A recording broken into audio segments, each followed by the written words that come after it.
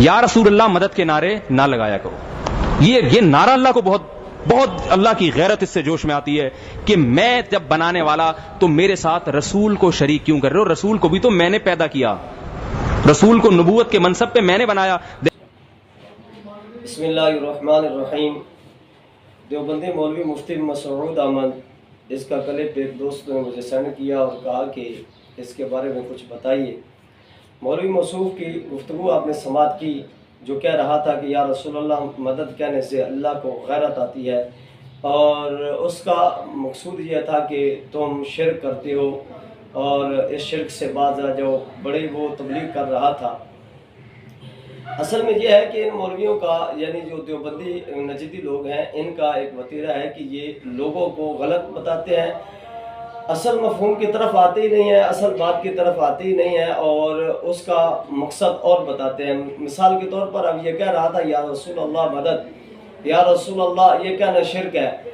تو یہ مولوی صاحب نبی کو رب کے مقابلے میں لا کر بات کر رہے تھے کہ جیسا اللہ سے مدد مانگنا ہے ایسے رسول اللہ سے مدد مانگنا جائز نہیں ہے۔ تو ہمارا مقصد، ہمارا مفہوم بھی یہی ہے کہ نبی پاک علیہ السلام کو اگر کوئی بذات پکارتا ہے اس لحاظ سے کہ اللہ نے نبی کو کچھ نہیں دیا، سارا کچھ نبی کے پاس اپنا ہے، اللہ عطا نہیں کرتا، نبی آپ پاورفل ہے، اگر کوئی ایسی بات کرتا ہے تو واقعی مشرک ہے، چونکہ وہ اللہ کے مقابلے میں نبی کو لا رہا ہے۔ اور جب ہمارا عقیدہ ہی یہ ہے کہ نبی پاک علیہ السلام کے پاس جو کچھ ہے، جتنا ہے، چاہے علم غیب ہو، چاہے نور اقدس ہو، چاہے اختیار مقدس ہو، جو بھی ہے وہ اللہ رب العزت کی عطا کرتا ہے۔ تو ان مولویوں کے کیا حال ہے کہ جو اللہ رب العزت کی عطا کے بھی منکر ہے، جو اللہ رب العزت کی عطا کے بھی قائل نہیں ہے، اور لوگوں کو گمراہ کرتے پھرتے ہیں۔ اور یہ یہودیوں والا طریقہ ان دیوبندی مولویوں نے اپنا لیا ہے کہ جس طرح قرآن مقدس میں رب تعالیٰ فرماتا ہے وَقَالَتِ الْيَهُودُ يَدُ اللَّهِ مَغْلُولَةٌ، کہ یہودی یہ کہتے تھے کہ اللہ رب العزت کے دونوں ہاتھ باندھے ہوئے ہیں، اللہ رب العزت کسی کو کچھ عطا نہیں کرتا۔ تو یہ ان کا وتیرہ تھا، اور وہ کہتے تھے غلت ایدیہم وَلُعِنُوا بِمَا قَالُوا، جب وہ کہتے تھے کہ اللہ کے دونوں ہاتھ باندھے ہوئے ہیں تو رب تعالیٰ فرماتا ہے ان کے اس قول پر لعنت۔ یہ جو انہوں نے قول کیا کہ اللہ رب العزت دیتا نہیں ہے، اللہ کے ہاتھ باندھے ہوئے ہیں، تو اس پر رب تعالیٰ نے لعنت فرمائی، فرمایا بل یداہ مبسوطتان ينفق کیف یشاء، بلکہ اللہ رب العزت کے دونوں ہاتھ کھلے ہیں، جسے جو چاہتا ہے اسے عطا فرماتا ہے، وہ خرچ کرنے والا ہے۔ دوستان گرامی قدر، اب ان مولویوں کا بھی وہی یہودیوں والا طریقہ ہے کہ یہ کہتا ہے اللہ کسی کو دیتا ہی نہیں، اللہ نے کسی کو دیا ہی نہیں، اللہ نے اپنے نبی کو بھی کچھ نہیں دیا، اللہ فرشتوں کو بھی کچھ نہیں دیتا۔ بس یہ لوگوں کے سامنے رکھتے ہیں کہ لو جی بریلویوں نے کہہ دیا یا رسول اللہ تو انہوں نے اللہ کے برابر نبی کو کر دیا، انہوں نے کہہ دیا یا رسول اللہ مدد تو انہوں نے اللہ کے برابر نبی کو کر دیا۔ او خدا کا خوف کرو اور کچھ غیرت کی پڑی کھا لو اور اپنے آپ کو سمجھو کہ تم کیا کہہ رہے ہو۔ کون ہے دنیا میں جو اللہ رب العزت کے برابر نبی کو کہے؟ کون ہے دنیا میں جو نبی پاک علیہ السلام اور اللہ رب العزت کی برابری کرے اور ان کو ایک دوسرے کے مقابلے میں لائے؟ یہ تم لوگوں کا وتیرہ ہے اور تم لوگوں کی گندی سوچ ہے، جس کی سوچ پر اللہ، اس کے فرشتوں اور اس کے رسولوں، اس کے نبیوں اور قیامت آنے والے تمام مومنین کی لعنت ہو۔ ہم لعنت بھیجتے ہیں ایسی سوچ پر جو سوچ آپ لوگوں نے رکھی ہوئی ہے۔ بہرحال میں آپ کے سامنے چند ایک باتیں رکھتا ہوں کہ جو اب مولوی صاحب کو صرف آئینہ دکھانے کے لیے ہیں، ویسے تو بہت ساری چیزیں ہیں، جس طرح کہ یہ میرے سامنے موجود ہے کتاب الادب المفرد، تو اس میں یہ امام بخاری رحمۃ اللہ تعالی علیہ کی کتاب ہے۔ تو امام بخاری رحمۃ اللہ تعالی علیہ آپ ایک حدیث پاک نقل کرتے ہیں، فرماتے ہیں کہ حضرت عبداللہ ابن عمر رضی اللہ تعالیٰ عنہ کا پاؤں مبارک سن ہو گیا، اور اسی حدیث کو القول البدیع شریف کے اندر امام سخاوی رحمۃ اللہ تعالی علیہ نے بھی نقل کی ہے۔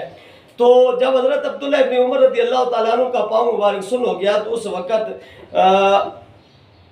حضرت عبداللہ بن عمر سے کہا گیا اذکر احب الناس الیک، کہ تو اس کو پکار جو دنیا میں سب سے تجھے زیادہ محبوب ترین ہے۔ تو جب حضرت عبداللہ ابن عمر کو یہ مشورہ دیا گیا تو حضرت عبداللہ ابن عمر اب دنیا میں جو سب سے زیادہ انہیں پیارے تھے، جن کے ساتھ سب سے زیادہ عبداللہ ابن عمر کی محبت تھی، انہیں پکارتے ہوئے کیا کہتے ہیں؟ یا محمد صلی اللہ علیہ وسلم۔ اب یہ حضرت عبداللہ ابن عمر نے کہا، اب مولوی صاحب یہ کہتے ہیں کہ شرک ہو گیا، تو کیا صحابہ کرام بھی مشرک ہو گئے؟ ایک صحابی بتا رہا ہے، دوسرے صحابی عمل کر رہے ہیں، تو کیا یہ بھی مشرک ہو گئے؟ اور یہ مفسر صحابہ ہیں اور یہ مجتہد ہیں جو یہ عمل کر رہے ہیں۔ مولوی صاحب کچھ خدا کا خوف کیجئے، لیکن آپ کو میرے خیال میں اس کی اتنی سمجھ نہیں آئے گی جو میں نے بات کہی۔ میں آپ کو آپ کے گھر کی بات بتاتا ہوں۔ یہ میرے سامنے کتاب ہے کلیات امدادیہ۔ اب کلیات امدادیہ یہ مہاجر مکی حاجی امداد اللہ مہاجر مکی کی ہے، اور امداد اللہ مہاجر مکی کون ہے؟ جو رشیدہ بن کنکوہی کے بھی پیر ہیں، جو قاسم ننوتوی کے بھی پیر ہیں، اور جو تمہارے حکیم الامت اشرف علی تھانوی کے بھی پیر ہیں۔ اب انہوں نے کیا لکھا؟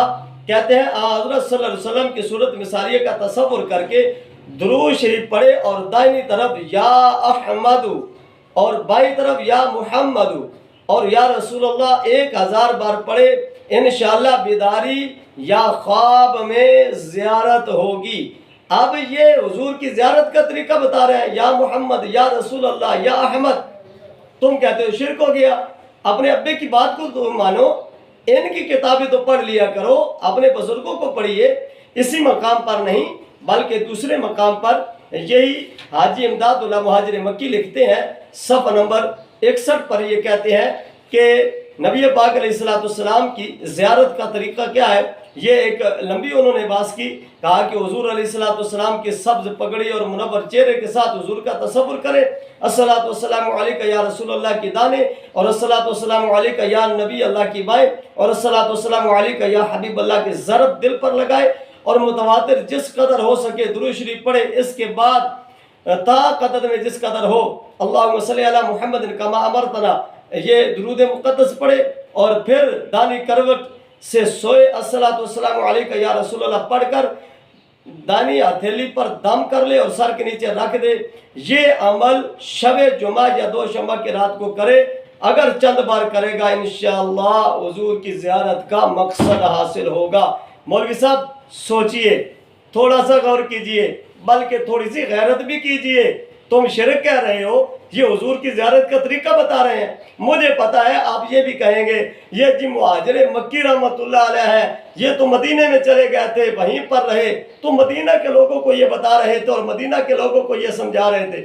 مجھے بتائیے مدینہ کے لوگوں کی زبان عربی ہے یا اردو ہے؟ وہاں کے لوگوں کی زبان تو عربی ہے، اگر ان کو سمجھانا تھا تو عربی میں سمجھاتے۔ یہ کتاب اردو میں کیوں لکھی؟ کس لیے لکھی؟ اور پوری امت کو زیارت کا طریقہ بتا رہے ہیں۔ کیا امت محمدیہ صلی اللہ علیہ وسلم صرف مکہ اور مدینہ میں رہتی ہے؟ آپ حضور کی امت میں نہیں ہیں؟ اس سے آگے بھی چلیے، تھوڑا سا سوچنا ضرور، اس سے آگے چلیں۔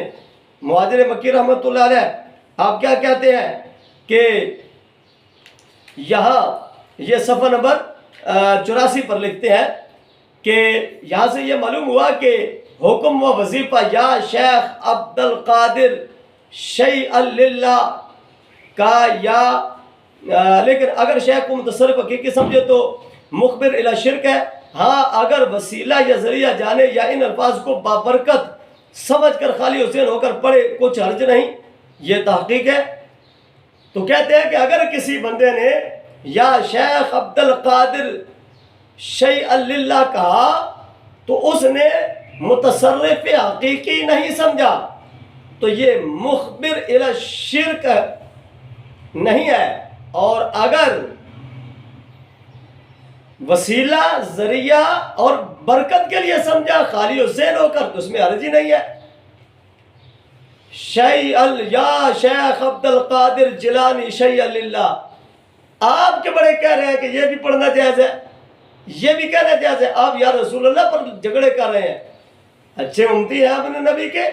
اس سے آگے بھی دیکھیے، یہ آپ کا ہی بابا کلیات امدادیہ میں ہی لکھتا ہے، یا رسول کبریا فریاد ہے، یا محمد مصطفیٰ فریاد ہے، آپ کی امداد ہو میرا یا نبی حال ابتر ہوا فریاد ہے، سخت مشکل میں پرسا ہوں آج کل، اے میرے مشکل کشا فریاد ہے۔ آپ کو شرم آئی ہوگی، غیرت بھی آئی ہوگی، نہیں آئی تو یہ کتاب منگوا لیجئے، یہ دارالارشاد سے چھپی ہے، کلیات امدادیہ، اس کو منگوا لیں اور اس کو پڑھیں، آپ کو عقیدہ اہل سنت کی سمجھ آئے گی۔ ہم نبی کریم صلی اللہ علیہ وسلم کو اللہ کے برابر نہیں مانتے، اللہ کے مقابلے میں بھی نہیں مانتے، رب العالمین کی عطا مانتے ہیں، اللہ رب العزت کی تخلیق مانتے ہیں۔ اگر حضور کا اختیار ہے تو وہ اللہ کی عطا سے ہے، اگر نبی کا نور ہے تو اللہ کی عطا سے ہے، اگر نبی کریم صلی اللہ علیہ وسلم حاضر و ناظر ہے تو وہ اللہ کی عطا سے ہے، اگر نبی پاک علیہ السلام اپنی امت کی دستگیری فرماتے ہیں تو وہ اللہ کی عطا سے ہے، اور اگر حضور ہم غریبوں کا درود سنتے ہیں تو یہ اللہ کی عطا سے ہے۔ تو جب اللہ کی عطا مانتے ہیں تو شرک کیسے ہو گیا؟ کس طرح تم نے شرک کہہ دیا؟ شرک ٹھہرے جس میں تعظیم حبیب، اس برے مذہب پہ لعنت کیجئے، اس برے مذہب پہ لعنت کیجئے۔